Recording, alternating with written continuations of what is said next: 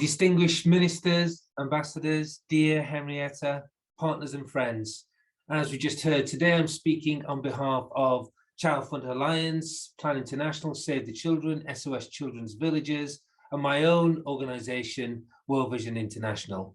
We're so encouraged to see the growth and evolution of this group of friends and the SDGs and children focus that we see from this group. Today's first ministerial meeting with heads of state shows firm commitments to the critical generation of children. It signifies a strong message that the group of friends is committed to see children grow up healthy, developed and protected, and also to see them empowered to contribute to societies as agents of change and as global leaders. We have some straightforward asks. Funding must be increased to all our agencies and policies introduced to end violence against children, as we've just heard from the First Lady of Colombia.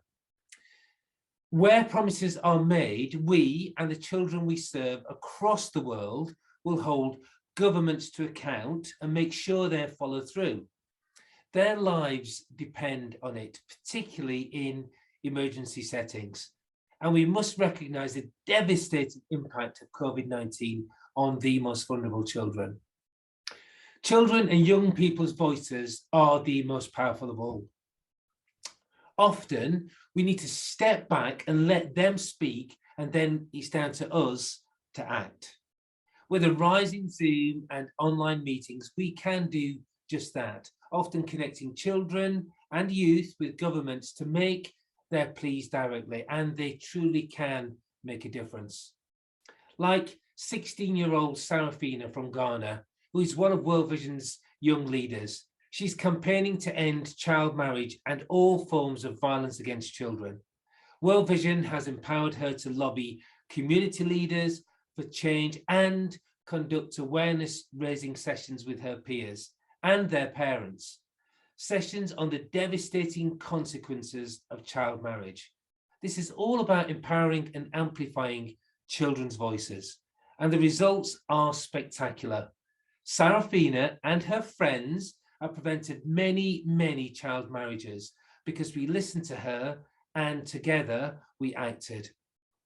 We must amplify children's voices as they continue to face historic challenges all around. The most vulnerable, marginalised and deprived children, particularly girls, are at an ever-growing risk of poverty. They risk falling out of school, losing a parent or caregiver, mental health issues that we've already heard about, sexual and gender-based violence, child marriage and early pregnancy, along with inequalities and discrimination. It's tough to be a child right now, and especially when vaccines are so unlikely and yet to reach children in developing countries and those furthest left behind. Children must be better protected through national and local systems, such as child protection mechanisms and social services.